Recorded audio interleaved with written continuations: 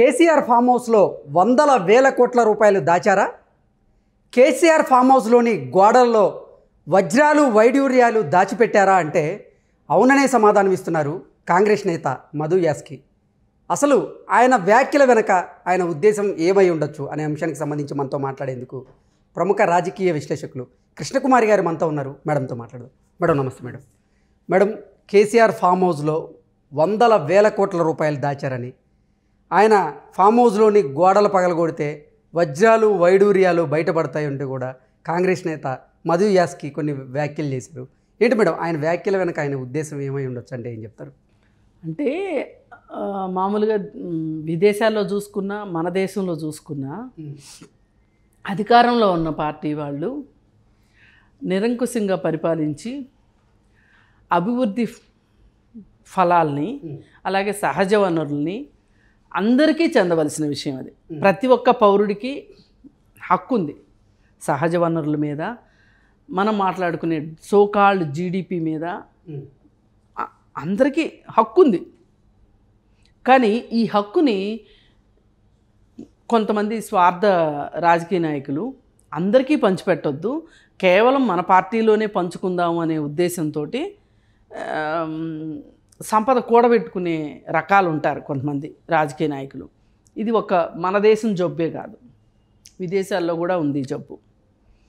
ఇప్పుడు చూడండి, సాక్షాత్తు ఒక దేశాధ్యక్షుడిని వేరే దేశంలో అధ్యక్షుడిని పదవీచ్యుతుడిని చేసి ఇలా ఇంటి మీదకి దాడికి వస్తున్నారు అని తెలియగానే పారిపోయాడు ఆయన. అప్పుడు ప్రజలు సైన్యంతో కలిసి ఆ బంగ్లాని పగలగొట్టడానికని వెళ్ళి చూసి ఆశ్చర్యపోయారు. ఏంటంటే కమోడు బంగారంతో చేయించిన కమోడు, వాళ్ళ ఇంట్లో ఆడవాళ్ళ బట్టలు, చెప్పులు, మగవాళ్ళకి సంబంధించిన షూసు, వాటి మీద బంగారపు పువ్వులు అతికిచ్చున్నాయి. మరి ఇంత చెయ్యగలిగాడు అంటే ఏం చెప్తాం? ఇప్పుడు ఇదంతా ప్రజల సొత్తు, ప్రజలకు చెందాల్సింది. అది అలా పోగుపెట్టుకున్నారు. అది స్వార్థం పైగా ఒక రకమైన జబ్బు. అది అంతా నాకే ఉండాలి, నాలాంటి వాళ్ళు ఇంకొకళ్ళు ఉండటానికి వీల్లేదు, నాలాగా ఇంకొకళ్ళు ఇంత సంపద ఉండటానికి. ఇప్పుడు ఇవన్నీ ఉన్నాయి. ఒక మనిషికి ఎన్ని అవసరమా అంటే ఏం చెప్తారు మీ బోటాళ్ళు? ఇంతెందుకు మేడం అంటారు. నేను అదే మాట అంట. ఒక మనిషి బతకడానికి అంత కావాలా? లీడర్ సినిమాలో కూడా అదే డైలాగ్ ఉంది. అదే డైలాగు. మీకెంత కావాలి, మీరు ఒక మనిషిగా బతకడానికి మీకు ఎంత కావాలి అని మాట్లాడతారు కదా. అట్లా మరి ఇవన్నీ చూసే ఆ లీడర్ సినిమా తీశారు, ఇట్లాంటి వాళ్ళందరినీ చూసి. అలాగే ఇప్పుడు మన నిన్నగాక మొన్న బాలకృష్ణ అని చెప్పి ఒక ఆయన పట్టుబడ్డాడు. ఆయన హెచ్ఎండిఏ డైరెక్టర్గానో ఏమో. ఆయన అసలు యాక్చువల్గా ప్లానింగ్ సెక్షన్లో హెడ్. అయితే ఆయనకి ఇంకా 2-3 బాధ్యతలు ఇచ్చేసేసి ఆయన్ని ప్రమోషన్ల మీద ప్రమోషన్లు తీసుకొచ్చి ఈ 10 సంవత్సరాల్లో అతని వైభవం కాదు బాలకృష్ణది. మరి హెచ్ఎండిఏలో ఏ మూల చూసినా అవినీతి విలయతాండవం చేస్తుంది. అందుకని ఏం చేశారు, బాలకృష్ణని అటాక్ చేశారు. అంటే అటాక్ అంటే మీన్స్ సోదాలు చేశారు. సోదాలు చేస్తే లెక్కకు మించిన ఆస్తులు, ఖరీదైన వాచ్లు ఎన్నో ఉన్నాయంట, ఐఫోన్లు బోల్డ్ ఉన్నాయంట. ఇప్పుడు 4 మనుషులు ఉంటారనుకోండి, ఇంట్లో 4 ఐఫోన్లు వాడుకుంటారు. 40 ఐఫోన్లు ఎందుకున్నాయి నీ ఇంట్లో? ఇంత దురాశ దేనికి?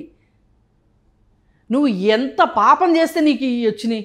నేను కేవలం ఐఫోన్లు వాచ్ల గురించే మాట్లాడుతున్నా. పొలాలు, డబ్బు, ఇవన్నీ చూసిన తర్వాత దాదాపు ఒక 100 కోట్లు ఆస్తి ఉండొచ్చు అతని దగ్గర. అంటే మార్కెట్ వాల్యూ, మామూలు రేట్లు కాదు. ఇప్పుడు మణికొండ ఉంది, గజం విలువ 1,00,000 పైనే ఉంది. అవును. గవర్నమెంట్ వాల్యూ ఎంత ఉంటుంది? 24,000 27,000 ఉంది. అంటే మిగతాదంతా బ్లాకేగా. అంటే ఈయన దగ్గర చూసిన ఆస్తులు ఏవైతే ఉన్నాయో, డాక్యుమెంట్లు ఏవైతే ఉన్నాయో, ఆ డాక్యుమెంట్లో ప్రతి డాక్యుమెంటు ఇంతే కదా, మూడింతలు ఎక్కువ ఆస్తి. ఇప్పుడు 100 కోట్లు అంటే దాన్ని బట్టి లెక్కేసుకోండి. అసలు ఇక్కడ దొరికినాయే ఇన్ని, దొరకని ఎన్ని ఉన్నాయో. ఇప్పుడు బినామీలు అందరూ దొరకాలని లేదు కదా. మరి ఒక హెచ్ఎండిఏ డైరెక్టర్ బాలకృష్ణ ఇంట్లోనే ఇంత ఆస్తి దొరికింది అంటే, ఈ పరిస్థితి ఉంటే, తన మేరకి తన పరిధిలోనే అంత సంపాదించుంటే పైగా అతను కేటీఆర్కి బినామీ అనుకుంటారు. బినామీ అంటే కేటీఆర్ ఆస్తులన్నీ ఈయన దగ్గర ఉన్నాయని కాదు, కేటీఆర్ ఏ పని చెప్తే ఆ పని చేస్తాడు ఇతను. ఇప్పుడు రెరాకి కూడా అతని డ్యూటీస్లో రెరా గురించి కూడా ఉంది. అంటే ఈ హెచ్ఎండిఏ పరిధిలో ఏ లేఅవుట్కి రెరా నెంబర్ రావాలన్నా ఈయన సంతకం పెట్టాలి. ఎన్ని లేఅవుట్లు వస్తాయి హైదరాబాద్ చుట్టుపక్కల, ఎన్ని పెద్ద పెద్ద బహుళంతస్తుల బిల్డింగులు ఉన్నాయి ఇవాళ హైదరాబాద్లో, వాటన్నిటికీ ఏం కావాలన్నా కానీ ఆయనకి సమర్పించుకోకపోతే అవ్వదు పని. ఆయన అసలు ఒక ఆఫీసే నడుపుతున్నాడని వచ్చింది. ఏది, గవర్నమెంట్ ఆఫీస్లో రకరకాల సెక్షన్స్ వాళ్ళు ఉంటారు. ఒక ఫైల్ ఒక సెక్షన్ నుంచి ఒక సెక్షన్ అలా కదులుతూ ఉంటుంది. అలాంటి షాడో ఆఫీసే నడుపుతున్నాడంట అతను. ఆఫీస్కి రాడంట, ఎప్పుడో ఒకసారి వస్తాడంట. అంటే ఏం చేస్తాడు, తన ఆఫీస్లో ఏ ఫైల్ క్లియర్ చేయాలి, తన ఆఫీస్లో లంచం పుచ్చుకుంటాడు. ఆ క్లియర్ చేయమన్న ఫైల్నే వాళ్ళు క్లియర్ చేయాలి. ఇంత తతంగం నడిపించాడు బాలకృష్ణ. మరి ఈ బాలకృష్ణ దగ్గర ఇన్ని ఆస్తులు ఉంటే ఇంత పెత్తనం చేయగలిగాడు అంటే ఈ రియల్ ఎస్టేట్ వ్యాపారులందరూ ఆయనకి ఖరీదైన వాచ్లే ఇచ్చారా, ఖరీదైన సెల్ ఫోన్లే ఇచ్చారా అంటే చిన్న చిన్న పనులకు సంగతి చెప్తున్నా. పెద్ద పనులకు పెద్దవి ఉంటాయి, అది వేరే విషయం, వాటాలు ఉంటాయి. ఇక ఇప్పుడు నిజంగా చూస్తే ఇంత దరిద్రం గురించి మాట్లాడుకోవాల్సి వస్తే చాలా బాధగా ఉంది. ఇప్పుడు స్వతంత్ర భారతదేశంలో ఏంటిది అని అనిపిస్తుంది. మరి కోరి తెచ్చుకున్న తెలంగాణలో కొంచెమన్నా విభిన్నంగా ఉండే బాగుండు అని అనిపిస్తుంది. అది లేదు, ఇది లేదు, బాధాకరమైన విషయాలు ఇవన్నీ. మరి ఈయనకే ఇంత ఉంటే కేసీఆర్ దగ్గర ఎంత ఉంటుంది అనే లెక్కలో మధుయాష్కి మాట్లాడుంటారు. ఖచ్చితంగా దొరుకుతాయి.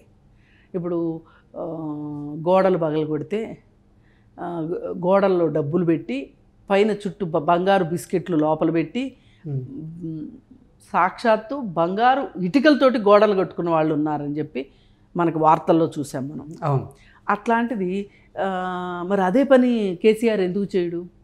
పైగా కేసీఆర్ బంగాళాదుంప క్యాప్సికం పండించి ఎకరానికి ₹1,00,00,000 ఆదాయం తీయగలిగిన కేసీఆర్ మరి రాజకీయాల్లో ఇంకెంత పండించి ఉండొచ్చు? కేసీఆర్ ఫామ్ హౌస్లోని ప్రతి పరుపులో డబ్బులే ఉంటాయి, ప్రతి గోడను పగల కొడితే వజ్ర వైడూర్యాలు ఉంటాయి. అదే మరి అందుకే అన్నాడు మధుయాష్కి, ఊరికే అనలా. ఇప్పుడు ఒక బాలకృష్ణ దగ్గర ఇప్పుడు వీళ్ళు వచ్చిన వెంటనే కూడా అనొచ్చుగా ఈ మాట, అధికారంలోకి వచ్చిన తెల్లారే మాట్లాడొచ్చుగా. ఇప్పుడు అధికార పార్టీ కాబట్టి ఏం మాట్లాడినా చెల్లిపోయే అయిద్ది అని ఒక నమ్మకం ఉంటుంది కదా.